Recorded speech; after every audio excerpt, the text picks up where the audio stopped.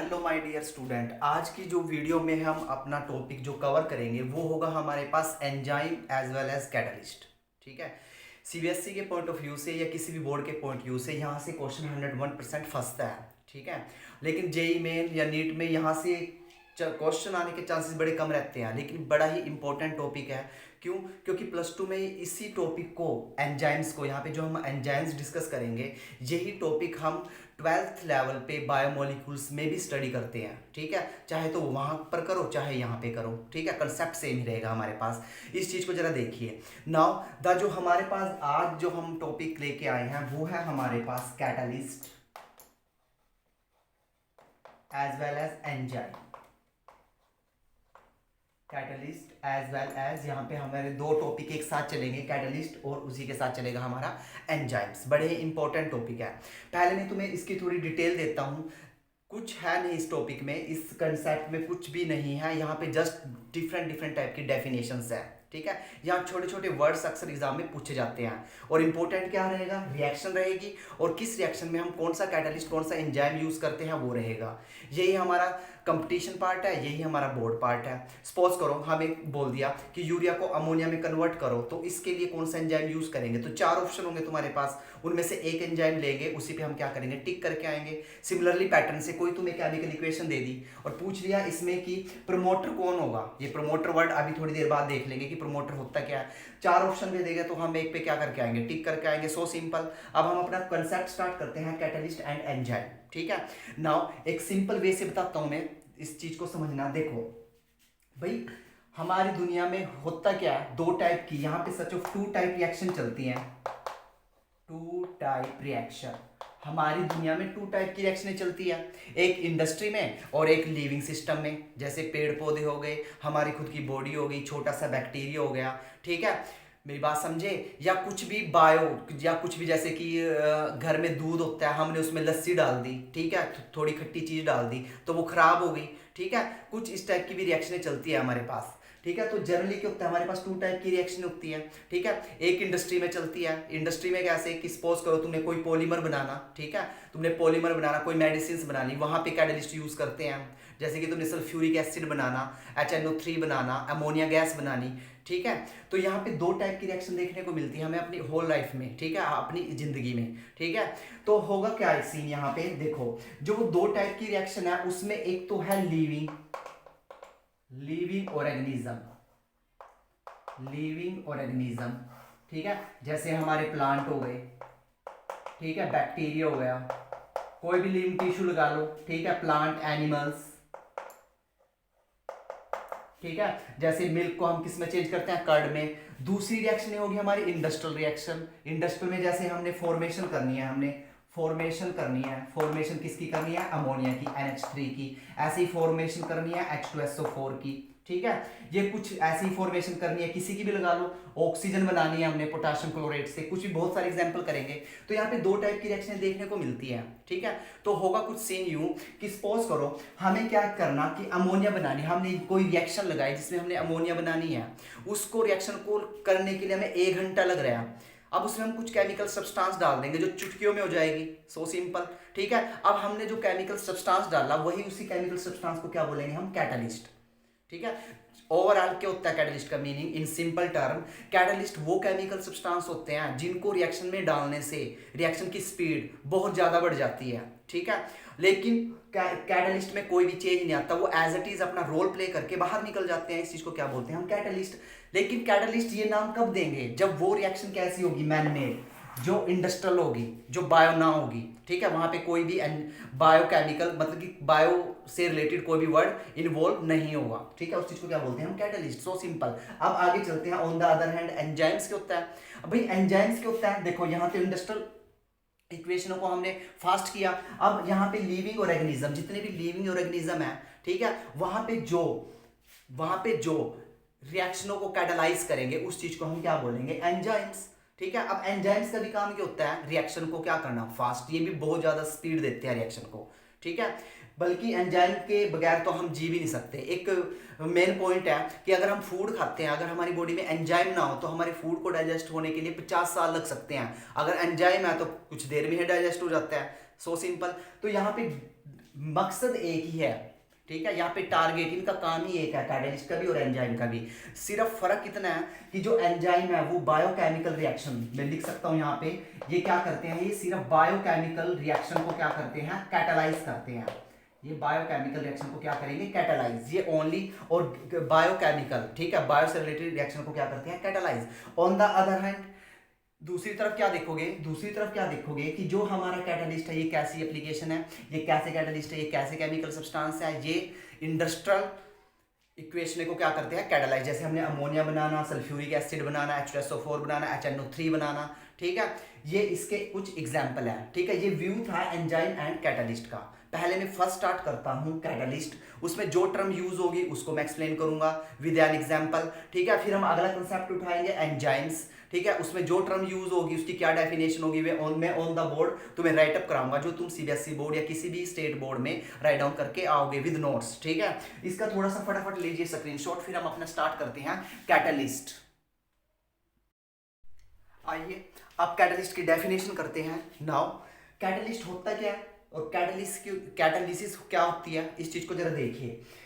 Now इस substance बोल सकते हैं, केमिकल सब्सटेंस बोल सकते हैं। एक केमिकल सब्सटेंस, यहाँ पे केमिकल राइट डाउन कर लेना, एक केमिकल सब्सटेंस, एक ऐसा केमिकल सब्सटेंस विच एक्सेलरेट समझते हो, एक्सेलरेट पे पैर रखना, ठीक है, स्पीड को बढ़ा देना। Accelerate the rate of reaction, जो रिएक्शन के रेट को क्या कर देगा, accelerate. Without, very important, without itself undergoing any chemical change, कि जब कैटलिस्ट रिएक्शन में पार्टिसिपेट करेगा तो उसके ऊपर कोई भी इफेक्ट पड़ने वाला नहीं है, वो तो अपना रोल प्ले करेगा और रिएक्शन से बाहर निकल जाएगा, ठीक है। क्यों? क्योंकि वो रिएक्टेंट के मॉलिक्यूल्स को अपने सरफेस पे एब्जॉर्ब कराएगा और उनको कहां पे कन्वर्ट कर देगा, प्रोडक्ट में, कॉम्प्लेक्स के थ्रू। अभी देखेंगे कैसे। Now this is called catalyst, इस चीज को हम क्या बोलते हैं, कैटलिस्ट। और इस प्रोसेस को हम, इस फिनोमिना कर सकते हो, प्रोसेस कर सकते हो, उसको हम क्या बोलेंगे, इस कॉल्ड कैटालिसिस। अब एग्जांपल जरा ध्यान से देखना, एग्जांपल ही तुम्हें बता देगा कि वो वापस कैसे निकलता है, ठीक है, वो रिएक्शन में पार्टिसिपेट क्यों नहीं करता, ठीक है। एग्जांपल जरा ध्यान से देखना, मेरे पास जो एग्जांपल है वो है, इस चीज को जरा देखिए। होगा क्या सीन, पहले मैं तुम्हें इंट्रोड्यूस कराता हूं। होगा क्या सीन, हमारे पास रिएक्टेंट होगा और उसके साथ क्या होगा, हमारे पास C4 कैटलिस्ट। अब जब रिएक्टेंट और कैटलिस्ट, जब मैंने रिएक्शन में कैटलिस्ट डाला तो ये कैटलिस्ट करेगा क्या, इसके मॉलिक्यूल को अपने सरफेस पे एब्जॉर्ब कराएगा और क्या बनाएगा, एक कॉम्प्लेक्स बनाएगा RC, ठीक है। This one is the very interesting complex, बीच में एक इंटरमीडिएट स्टेट आएगी जिसको हम क्या बोलेंगे, कॉम्प्लेक्स। फिर उसके बाद होगा क्या नेक्स्ट स्टेप में, अब ये क्या करेगा, रिएक्टेंट के पुराने बॉन्ड को तोड़ के नए बॉन्ड बनाएगा और क्या, रिएक्टेंट किस में कन्वर्ट हो जाएगा, प्रोडक्ट में। और ये जो मेरा कैटलिस्ट है ये एज इट इज बाहर निकल जाएगा, लेकिन इसके अंदर कोई भी चेंज नहीं आएगा, उसने अपना टारगेट कंप्लीट कर चुका है। वो कैसे, एग्जांपल से एक्सप्लेन करते हैं। हमारे पास एग्जांपल है जनरल तौर पे, ये जरा देखिए, SO, ये है हमारे पास sulphur dioxide, SO2 plus O2 gives to SO3, ठीक है। All the reactant and product in gaseous state, this one is the SO3। इसको बैलेंस कर लीजिए, यहाँ पे 2 और यहाँ पे 2। अब जरा देखिए, हमने सल्फर डाइऑक्साइड से सल्फर ट्राइऑक्साइड बनानी, ठीक है, तो यहाँ पे हम जो कैटलिस्ट यूज करते हैं वो कैटलिस्ट होता है हमारा NO2, ठीक है, वो कैटलिस्ट हमारा क्या होता है, NO2। अब जरा देखिए, इसकी थोड़ी मैकेनिज्म पे चलते हैं, इस चीज को जरा देखिए। यहाँ पे होगा क्या सीन, स्टेप नंबर 1, हमारा जो स्टेप फर्स्ट है उस स्टेप में होगा क्या, यहाँ पे जरा देखिए, हम क्या करेंगे, सल्फर डाइऑक्साइड जब रिएक्टेंट के मॉलिक्यूल किसके साथ रिएक्ट करेंगे, कैटलिस्ट के, या कैटलिस्ट ने इस रिएक्टेंट के एक मॉलिक्यूल को अपने ऊपर क्या कर लिया, एड्सॉर्ब, सल्फर डाइऑक्साइड को क्या कर लिया, एड्सॉर्ब। और जैसे ही उसने एड्सॉर्ब किया, नाउ अब कैटलिस्ट पार्टिसिपेट कर गया रिएक्शन में, NO2, इसने क्या बनाया, जरा देखिए, इसने प्रोड्यूस की SO3 प्लस NO, ठीक है, मल्टीप्लाई कर सकते हो 2 से बैलेंस करने के लिए, यहाँ पे मल्टीप्लाई कर सकते हो 2 से बैलेंस करने के लिए। अब हुआ क्या सीन, देखो भाई, एक रिएक्टेंट का मॉलिक्यूल तो पार्टिसिपेट कर गया, अभी एक भी तो रहता है, O2 भी तो रहता है। अब नेक्स्ट स्टेप क्या होगा, यहाँ पे इस चीज को जरा देखिए, स्टेप नंबर 2। अब स्टेप नंबर 2 में हुआ क्या कि यहाँ पे जो मेरा NO बना था, ठीक है, अब ये क्या करेगा, अब ये फर्दर किसके साथ रिएक्ट करेगा, ऑक्सीजन के साथ, O2 के साथ, और मिलके हमें क्या देगा, इस चीज को जरा देखिए, 2NO2, NO2। इसको बैलेंस करने के लिए हम क्या करेंगे, 2 से मल्टीप्लाई। इसको बैलेंस करने के लिए हम क्या करेंगे, 2 से multiply. Now this one is the step 1, this one is the step 2। दोबारा से मैं रिपीट करता हूं कि इस रिएक्शन को तेज बनाने के लिए हमने क्या किया, NO2 को ऐड कर दिया एज ए कैटलिस्ट। अब फर्स्ट स्टेप में हुआ क्या, NO2 ने SO2 के मॉलिक्यूल अपने सरफेस पे एब्जॉर्ब कराए और उसको कन्वर्ट कर दिया SO3 में, ठीक है, और यहाँ पे NO तैयार हुआ। अब सेकंड मॉलिक्यूल भी तो रहता है O2 का, रिएक्टेंट में सेकंड मॉलिक्यूल अभी अवेलेबल है। अब होगा क्या सीन, NO रिएक्ट करेगा O2 के साथ और क्या देगा, NO2। अब जरा देखिए, नाउ अगर मैं दोनों स्टेप को, अगर मैं बोथ स्टेप को ऐड कर देता हूं तो क्या सीन होगा, इस चीज को जरा देखिए। NO2 से NO2 cancel, now you will check 2NO से 2NO कैंसिल। अब क्या बचता है हमारे पास, इस चीज को जरा देखना, 2SO2 plus O2 gives 2SO3, ठीक है। और इस रिएक्शन को कैटलाइज किसने कराया, NO2 ने, ठीक है। अब देखो क्या प्रोडक्ट में NO2 मिला, नो, वो निकल चुका है अपना काम करके, ठीक है। This one is the very important example, ठीक है। अब नाउ टेक ए स्क्रीनशॉट, उसके बाद हम स्टार्ट करते हैं इसके कैरेक्टरिस्टिक्स। अब हम देखेंगे कि जो हमारा कैटलिस्ट है उसके कैरेक्टरिस्टिक्स होंगे क्या। Now take a screenshot. अब जरा कैटलिस्ट के कैरेक्टरिस्टिक्स को जरा देखिए, कैरेक्टरिस्टिक्स, ठीक है, जो इसके कैरेक्टर है उस चीज को जरा देखिए, बड़े इंपॉर्टेंट है। नाउ यू विल चेक, इसका फर्स्ट काम तो है स्पीड को तेज कर देना, रिएक्शन की स्पीड को, रिएक्शन के रेट को क्या करना है, देना, फास्ट कर देना। नाउ अगले कैरेक्टरिस्टिक्स हमारे पास हैं क्या, इस चीज को जरा देखिए। भाई यहाँ पे फर्स्ट कैरेक्टरिस्टिक्स क्या कहता है कि मेरे पास कोई रिवर्सिबल रिएक्शन है, मेरे पास कौन सी रिएक्शन है, रिवर्सिबल। इस चीज को जरा ध्यान से देखना, देखो मेरे पास कोई रिवर्सिबल रिएक्शन है, मतलब कि ये फॉरवर्ड भी जाती है और क्या जाती है, बैकवर्ड भी, ठीक है। अगर मैंने सपोज करो यहाँ पे कोई कैटलिस्ट डाल दिया, मैंने यहाँ पे कैटलिस्ट डाल दिया, मैंने यहाँ पे A to B में कैटलिस्ट डाल दिया। अब ये कैटलिस्ट पार्शलिटी बिल्कुल भी नहीं करेगा कि ये तुम सोचो कि भाई A से B तो फास्ट जाएंगे और B से वापस A में क्या जाएंगे, स्लो जाएंगे, ऐसा कुछ भी नहीं होने वाला यहाँ पे। कि जो हमारा कैटलिस्ट है ये कभी भी रिवर्सिबल रिएक्शन में पार्शलिटी नहीं करेगा। अगर उसने क्या किया, A को B में फास्ट लेके गया तो वो B को A में बैक कन्वर्ट भी उसी स्पीड से करेगा। इस चीज को फील कर सकते हो, इस चीज को जरा देखना। भाई हम यहाँ पे हैं, ये हमारे रिएक्टेंट के मॉलिक्यूल है, ये हमारे प्रोडक्ट के मॉलिक्यूल है, इस चीज को जरा ध्यान से देखना। भाई बीच में, इन दोनों के बीच में क्या एक बहुत बड़ा पहाड़ है, ये यहाँ से ट्रांसफर करते हैं इन बंदों को, इमेजिन कर सकते हो ये कुछ बंदे हैं, इनको यहाँ पे जाना, तो ये क्या करेंगे, ये रास्ता अटेम्प्ट करेंगे और बड़ा लंबा रास्ता यूज करेंगे, ठीक है, यहां पहुंच जाएंगे। ऐसे ही उधर के बंदे भी यही रास्ता यूज करेंगे और कहां पहुंच जाएंगे, इधरली साइड पहुंच जाएंगे। अब हमने क्या किया, हमने थोड़ा माइंड लगाया और यहाँ पे बीच में क्या कर दी, टनल बना दिया, टनल, फील कर सकते हो। अब देखो, अब ये बंदे सारे के सारे इस टनल से नहीं जाएंगे, पहले कितना लंबा रास्ता तैयार मतलब कि पास करना पड़ता था, अब छोट हो गया रास्ता। सिमिलरली इसी पैटर्न से भाई ये बंदे थोड़ी उधर जाएंगे, वो उधर के भी तो इधर आएंगे इसी स्पीड से, ठीक है। यही काम क्या करता है कैटलिस्ट, तो यहाँ पे कैटलिस्ट पार्शलिटी करने वाला नहीं है। Now the second point is catalyst does not shift the equilibrium. Catalyst कभी भी इक्विलिब्रियम के पॉइंट को शिफ्ट नहीं करेगा। जब इक्विलिब्रियम चैप्टर पढ़ा है तुमने +1 में, जब इक्विलिब्रियम जिस स्टेज पे आएगा वो उसी स्टेज पे आएगा, ठीक है। मेरी बात ध्यान से समझना, catalyst does not shift the equilibrium but it help to attain the equilibrium quickly. भाई इक्विलिब्रियम जिस कंसंट्रेशन पे आएगा वो तो उसी कंसंट्रेशन पे आएगा, ठीक है, लेकिन ये काम क्या करेगा, ये इक्विलिब्रियम को थोड़ा क्या कर देगा, क्विक, जल्दी अटेन करा देगा, क्विकली अटेन।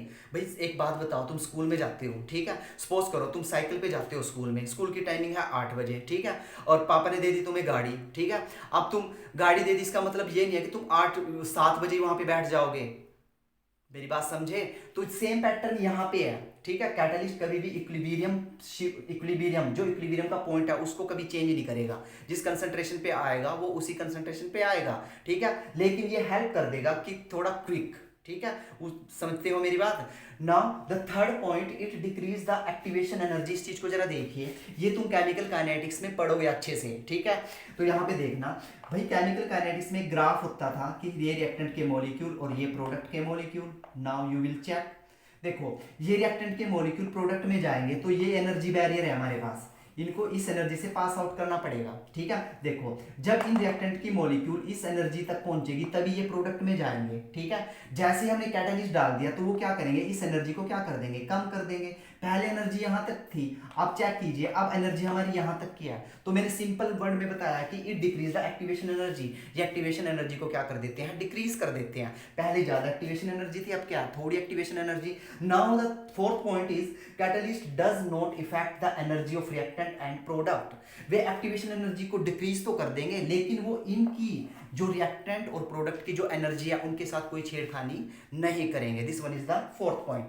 ये पॉइंट बड़ा इंपॉर्टेंट है, ये अक्सर एग्जाम में जेईई मेन में पूछा गया है क्वेश्चन ऑप्शन टाइप में। ठीक है, उसके बाद नेक्स्ट एक ये पॉइंट बड़ा इंपॉर्टेंट है, ये तो तुम कर लोगे। ठीक है, कि जितनी फॉरवर्ड गई उसी स्पीड से बैकवर्ड आई, so simple. Now take a screenshot. उसके बाद हम कुछ वर्ड्स यूज करेंगे जो कैटलिस्ट में यूज होते हैं। Now take a screenshot.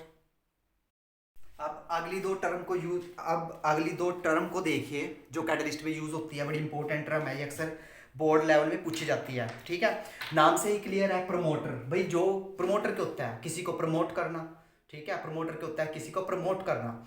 लेकिन यहाँ पे प्रमोटर किसको प्रमोट करेगा, कैटलिस्ट को। वो रिएक्शन को प्रमोट नहीं करेगा, वो कैटलिस्ट को धक्का देगा, उसको सपोर्ट करेगा। ठीक है, अगर कैटलिस्ट को प्रमोट कर दिया तो वो किसको प्रमोट करेगा, रिएक्शन को। So simple. तो यहाँ पे वर्ड से ही क्लियर है कि प्रमोटर क्या होता है, ये वो केमिकल सब्सटेंस होते हैं जो कैटलिस्ट की एक्टिविटी बोल सकते हो या फिर एफिशिएंसी बोल सकते हो, जो कैटलिस्ट की एक्टिविटी और एफिशिएंसी को क्या करेगा, प्रमोट करेगा। उस चीज को क्या बोलेंगे, प्रमोटर। एग्जाम्पल के तौर पे बड़ा इंपॉर्टेंट एग्जाम्पल है, यहाँ से बोर्ड में भी क्वेश्चन आता है और कंपटीशन में भी बनता है। मैं क्वेश्चन का मोड भी बताता हूँ तुम्हें क्या बनता है। देखो यहाँ पे एक प्रोसेस है, हैबर प्रोसेस।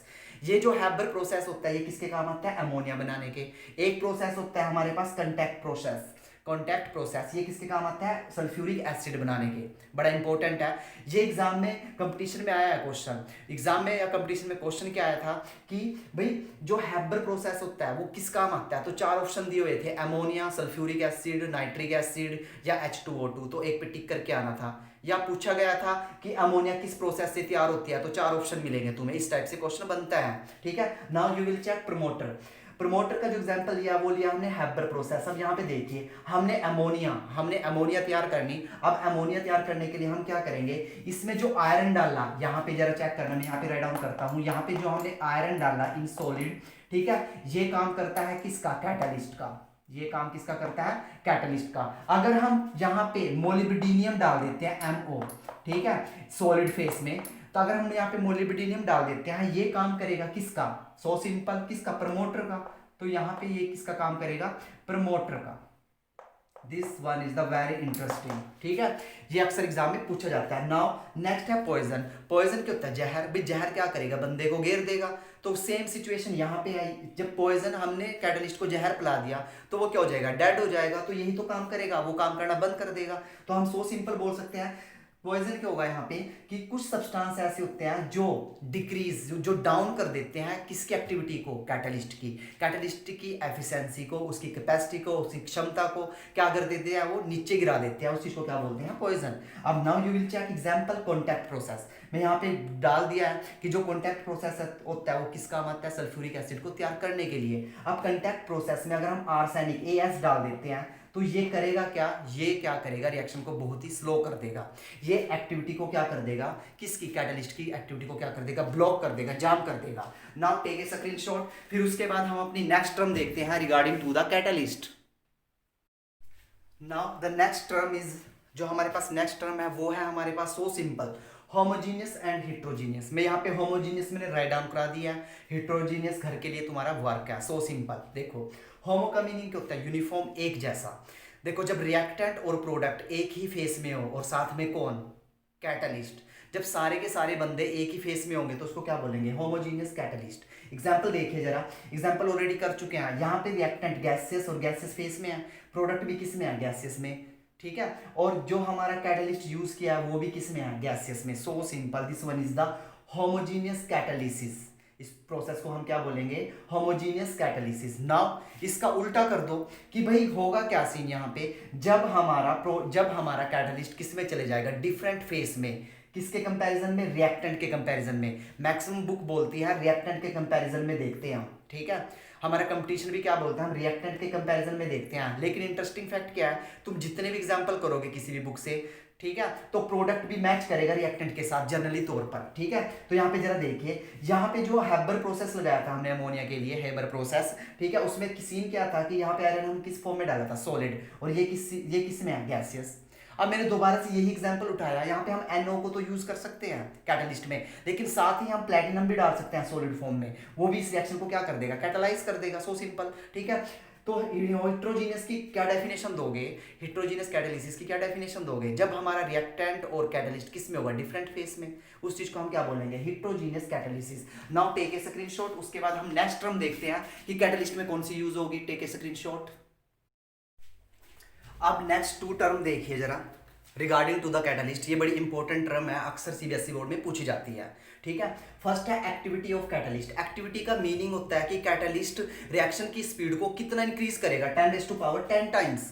भाई ये रिएक्शन एग्जांपल के तौर पे H2 और O2, ठीक है, ये मिलके H2 देंगे। ये नॉर्मल कंडीशन पे मिक्स होने के बाद H2O नहीं बनता, लेकिन जैसे ही हम प्लेटिनम डाल लेंगे तो रिएक्शन एकदम से क्या हो जाएगी? फास्ट। सो सिंपल, ठीक है। इसका मीनिंग होता है activity of catalyst. Now the next definition is selectivity. Selectivity का मीनिंग यहाँ पे क्या होगा कि हर एक रिएक्शन का एक प्रॉपर कैटलिस्ट होता है। अगर हम कैटलिस्ट ही चेंज कर देंगे तो प्रोडक्ट चेंज हो जाएगा। एग्जाम्पल के तौर पे जरा देखिए, भाई फर्स्ट एग्जाम्पल लिया मैंने, यहाँ पे मैंने कार्बन मोनोऑक्साइड ली, इसको मैंने हाइड्रोजन के साथ रिएक्ट किया। अगर मैं यहाँ पे निकल डालता हूं तो मेरे पास बनती है मीथेन, ठीक है। अगर इसी में सेकंड इक्वेशन भी सेम है, यहाँ पे रिएक्टेंट दोनों में सेम है, अगर मैं यहाँ पे कॉपर डाल देता हूं तो बन जाता है मेरे पास फॉर्मेल्डिहाइड। मेरी बात समझे? इसी चीज को हम क्या बोलते हैं? Selectivity of catalyst. Selectivity of catalyst का मीनिंग है कि हर एक रिएक्शन का एक अपना प्रॉपर कैटलिस्ट होगा। अगर तुम कैटलिस्ट ही चेंज कर दोगे तो सीधा फर्क किस पे पड़ेगा? प्रोडक्ट पे। So simple. अब कुछ बुक में क्या दिया हुआ है? सिलेक्टिविटी के साथ साथ एक वर्ड और दिया हुआ है, ठीक है। एक वर्ड हमारे पास और पूछा जाता है, वो होता है स्पेसिफिसिटी। स्पेसिफिसिटी। स्पेसिफिसिटी का मतलब है स्पेसिफिक इन नेचर। तो ये एक ही मीनिंग है, कुछ बुक एक बोलती है, कुछ इसको अलग से भी डिफाइन किया हुआ है, लेकिन डोंट वरी अबाउट दिस, ये सारा सिस्टम एक ही है। अगर वो ये पूछे या ये पूछे तो सेम आंसर रहेगा, ठीक है। Now take a screenshot. Activity of catalyst, now selectivity of catalyst. इसके बाद हम अपना स्टार्ट करते हैं enzyme. Now you will take a screenshot. चलिए जी, अब एंजाइम देखते हैं हम, ठीक है। अब हमारे पास नेक्स्ट कंटेंट है एंजाइम्स। अब एंजाइम्स होता क्या है? एंजाइम वो चीज होती है जो बायोकेमिकल रिएक्शन को क्या करे? कैटलाइज। इनको हम बायोकेमिकल कैटलिस्ट भी बोलते हैं, ठीक है। इंटरेस्टिंग। अब यहाँ पे जरा देखना, अब यहाँ पे कुछ एग्जांपल दिए हुए हैं, जैसे हमारे पास केन शुगर है। केन शुगर को मैंने किस में कन्वर्ट करना? ग्लूकोज और फ्रुक्टोज में, ठीक है। केन शुगर की होती है सुक्रोज, ठीक है। तो हम एंजाइम यूज करेंगे इन्वर्टेज। सिमिलरली माल्टोज को ग्लूकोज में कन्वर्ट करेंगे तो क्या यूज करेंगे? हम माल्टेज। उसके बाद यूरिया को अगर हम अमोनिया में कन्वर्ट करेंगे तो क्या, कौन सा एंजाइम यूज करेंगे? यूरिया, ठीक है, यूरेस, ठीक है। अब देखो, देखना यहाँ पे जरा ध्यान से, जितने भी हमारे एंजाइम्स होते हैं उनके पीछे IUPAC नेमिंग में उनके पीछे एज लगता है, एज, ASE। जैसे माल्टोज में माल्टेज, यूरेज, इन्वर्टेज, ठीक है। दोबारा से देखिए, एंजाइम क्या होते हैं? एंजाइम वो चीज होती है जो हमारी बायोकेमिकल रिएक्शन को क्या करती है? कैटलाइज, ठीक है। अब ये स्पीड को कितना बढ़ाएंगे? 10⁸ टू 10⁻20 टाइम्स, ठीक है। इसके बाद हम करेंगे क्या? जैसे हमने कैटलिस्ट में छोटे छोटे वर्ड्स स्पेसिफिसिटी किया, सिलेक्टिविटी किया, सेम यहाँ पे भी कुछ वर्ड आते हैं, कुछ कैरेक्टरिस्टिक्स आते हैं एंजाइम के, कि एंजाइम कहाँ पे वर्क करेगा, कहाँ पे नहीं करेगा, जिसको हम ऑप्टिमम टेम्परेचर, ऑप्टिमम pH बोल सकते हैं, ठीक है। ऐसे ही सिलेक्टिविटी आएगी, ऐसी इसकी क्या आएगी? एक्टिविटी, ठीक है। ऐसे 1 बाय 1 करके हम करेंगे। सबसे पहले राइट डाउन कीजिए एंजाइम्स की डेफिनेशन और ये कुछ एग्जाम्पल। एग्जाम में पूछा जाता है कि यूरिया को अमोनिया में कन्वर्ट करने के लिए तुम कौन सा एंजाइम यूज करेंगे? तो 4 ऑप्शन होंगे, टिक किस पे करके आओगे? यूरेज पे, ठीक है। ऐसे ही हमारे पास माल्टोज है, उसको ग्लूकोज में कन्वर्ट करने के लिए कौन सा एंजाइम यूज होगा? वो होगा हमारे पास maltase. Now take a screenshot. उसके बाद करते हैं कुछ specific term regarding to the enzyme. Now characteristics of enzymes. अब कैरेक्टरिस्टिक्स जरा देखना एंजाइम के। फर्स्ट जो कैरेक्टरिस्टिक्स है, मोस्ट हाईली एफिशिएंट। ये बहुत ही ज्यादा एफिशिएंट होता है। ये इतना एफिशिएंट होता है, ये रिएक्शन के रेट को 10⁻20 टाइम्स, वेरी इंपॉर्टेंट, 10⁻20 टाइम्स तक इंक्रीज कर देता है रिएक्शन की स्पीड को। उसके बाद और इफिशिएंट का मीनिंग क्या होता है इसकी, जस्ट थोड़ी सी क्वांटिटी। एग्जांपल के तौर पे देखिए भाई, घर में दूध होता है, उसमें जस्ट 1 या 2 ड्रॉप किसकी डाल दो, लस्सी की डाल दो, तो दूध क्या हो जाएगा, खराब हो जाएगा। मेरी बात समझे, ठीक है। तो यहाँ पे ये बड़ा एफिशिएंट होता है, इसकी छोटी सी क्वांटिटी पूरी रिएक्शन को कैटेलाइज कर देगी। Now the second point is highly specific in nature, ये हाईली स्पेसिफिक इन नेचर होता है। Now the third point is very important, जो थर्ड पॉइंट और फोर्थ पॉइंट है, this one is the very very important. देखो भाई, enzymes है हमारे पास क्या, प्रोटीन, ठीक है। अब यहाँ पे जरा इस चीज को ध्यान से समझना। अब जब एंजाइम अपना काम करेगा, एंजाइम कब काम करेगा, उसके लिए एक टेम्परेचर और एक पीएच का बहुत ही, मतलब कि एक temperature, sufficient temperature and sufficient pH का होना बहुत ही जरूरी है। हमारी बॉडी को लगा लीजिए, अगर हमारी बॉडी का जो नॉर्मल टेम्परेचर है वो 37 डिग्री सेल्सियस है, अगर इससे थोड़ा ऊपर नीचे हो जाता है तो हम क्या हो जाते हैं, बीमार। क्यों हो जाते हैं, क्योंकि जो हमारी बॉडी की जो केमिकल रिएक्शन है, बायोकेमिकल रिएक्शन है, वो कैटलाइज होने में क्या हो जाती है, उनको दिक्कत, ठीक है। एंजाइम वहाँ उस टेम्परेचर पे एंजाइम डीएक्टिवेट का मीनिंग होगा कि वो थोड़े स्लो पड़ जाते हैं, इसलिए हम बीमार पड़ जाते हैं, ठीक है। अब टेम्परेचर का देखिए, टेम्परेचर 37 डिग्री सेल्सियस होगा, ठीक है। अगर नॉर्मल टेम्परेचर रहेगा तो एंजाइम अच्छे तरीके से काम करेंगे। ऐसे ही पीएच, हमारी ब्लड की जो पीएच है वो कितनी होती है, 7.4। अगर कम ज्यादा होगी तो हम क्या हो जाएंगे, बीमार। दूसरा एग्जांपल के तौर पे एक्सप्लेन कर सकता हूं मैं, भाई घर में मम्मा क्या करती हैं, मिल्क लेती है, मिल्क को किस में कन्वर्ट करती है, दही में, ठीक है। विंटर सीजन है दिसंबर और जनवरी का, तो तुमने क्या किया, मिल्क लिया, मिल्क के अंदर तुमने लस्सी डाल दी, उसको मतलब कि कर्ड में कन्वर्ट करने के लिए, मिल्क को कर्ड में कन्वर्ट करने के लिए हमने क्या डाल दी, उसमें खट्टी चीज डाल दी। तो तुम्हें देखोगा कि विंटर सीजन में कि दूध खराब नहीं होता। क्यों नहीं होता, क्योंकि टेम्परेचर बहुत डाउन आ चुका है, और डाउन होने की वजह से क्या होगा, वहां पे जो हमारे पास जो एंजाइम्स होता है, मिल्क को कर्ड में कन्वर्ट करने के लिए जो एंजाइम्स होता है, उस एंजाइम का नाम क्या होता है, ये क्या बोलते हैं उसको, लैक्टो, ये स्पेलिंग रहेगी लैक्टो, जो भी बोला है तुमने, BACALL। ये वाला जो एंजाइम होता है ये लो टेम्परेचर पे एक्टिवेट नहीं होता, इसको थोड़ी गर्मी चाहिए, ठीक है। तभी हम हमारे पास क्या बनती है, मिल्क से क्या बनती है, curd. Now the last point is influence by inhibitor and poison. भाई जैसे कैटलिस्ट इफेक्ट होते थे किससे, इनहिबिटर से और पॉइजन से, ऐसे ही एंजाइम भी क्या होंगे, इफेक्ट पड़ेगा उनके ऊपर, उनकी एक्टिविटी के ऊपर इफेक्ट पड़ेगा, किससे, इनहिबिटर से एंड पॉइजन से, ठीक है। नाउ टेक ए स्क्रीनशॉट, उसके बाद स्टार्ट करते हैं हम अपना mechanism. Now the next topic is mechanism. Mechanism, ठीक है। इस मैकेनिज्म को हम नाम देते हैं एंजाइम सबस्ट्रेट मैकेनिज्म और लॉक की मॉडल बोलते हैं। बड़ा सिंपल है, इस चीज को जरा देखना। देखो भाई, होगा क्या सीन, हमारे पास क्या होगा, हमारे पास होगा एंजाइम्स, ठीक है, और हमारे पास होगा रिएक्टेंट। हमारे पास एक तो होगा रिएक्टेंट होगा, और एक क्या होगा हमारे पास, एंजाइम। एक होगा हमारे पास एंजाइम। रिएक्टेंट को मैं क्या बोल सकता हूं, सबस्ट्रेट। तो पहला स्टेप क्या होगा कि रिएक्टेंट या सबस्ट्रेट के मॉलिक्यूल को एंजाइम अपने ऊपर क्या कराएगा, एब्जॉर्ब, ये इसके अंदर पूरा फिट हो जाएगा, ठीक है। फिट होने के बाद क्या बनेगा हमारे पास, एक कॉम्प्लेक्स बनेगा, ES। ये बन गया वही complex, ES complex. This one is the first step, ये बन गया हमारे पास ES कॉम्प्लेक्स।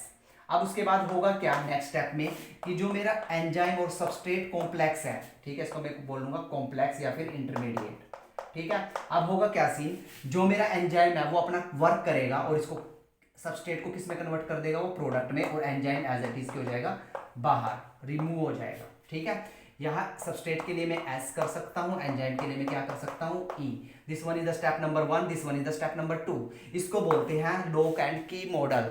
हर एक ताले की अपनी एक चाबी होती है, ठीक है, तो इसको बोलेंगे हम लॉक एंड की मॉडल। ये इतना इंपॉर्टेंट नहीं है, अगर NCERT में दिया हुआ है तो हमने इसको भी क्या करना पड़ेगा, कवर करना पड़ेगा, ठीक है। Now take a screenshot. उसके बाद हमारा एंजाइम और कैटलिस्ट का पूरा topic according to the NCERT, according to the board level, according to the competition level cover हो चुका है। Now take a screenshot. उसके बाद एक वर्क देखना कि जो तुम बुक फॉलो करते हो, ठीक है, जो हम बुक फॉलो करते हैं, तो हमारा जो एंजाइम और कैटलिस्ट जो हम बुक फॉलो करते हो, प्रदीप्स की बुक फॉलो करते हो, मॉडर्न एबीसी करते हो, एनसीईआरटी करते हो, तो वहाँ पे एक टेबल दी हुई है। कैटलिस्ट की तो अलग टेबल दी हुई है और एक एंजाइम की अलग। वो टेबल बड़ी इंपॉर्टेंट है, वो तुम बुक से ही फॉलो कर सकते हो। जैसे कि मैंने कुछ एग्जाम्पल के तौर पे मैं बता चुका हूँ। जैसे माल्टोज को हमने ग्लूकोज में कन्वर्ट करना तो कौन सा एंजाइम यूज़ किया, माल्टेज। यूरिया को हमने अमोनिया में कन्वर्ट करना तो वहाँ पे कौन सा एंजाइम किया, यूरेज। तो वहाँ पे टेबल में डिफरेंट डिफरेंट इक्वेशनें दी हुई है। ऐसे हैबर प्रोसेस दिया हुआ है, कैटलिस्ट में कॉन्टैक्ट प्रोसेस दिया हुआ है। वो जो दो टेबल दी हुई है वो बड़ी मोस्ट इंपॉर्टेंट है, जेई मेन, एडवांस और नीट में वहाँ से क्वेश्चन बनता है। वो तुम खुद फॉलो कर सकते हो। क्यों? क्योंकि तुम सीख चुके हो एंजाइम क्या है, कैटलिस्ट क्या है। ठीक है, डोंट वरी अबाउट दिस। तुम वहाँ जाके उस टेबल को फॉलो कीजिए, अपना फीलिंग आएगी कि हाँ भाई हम ये चीज़ कर चुके हैं। ठीक है, नाउ टेक ए स्क्रीनशॉट। उसके बाद हम अपना नेक्स्ट कंटेंट स्टार्ट करेंगे, कोलॉइड्स।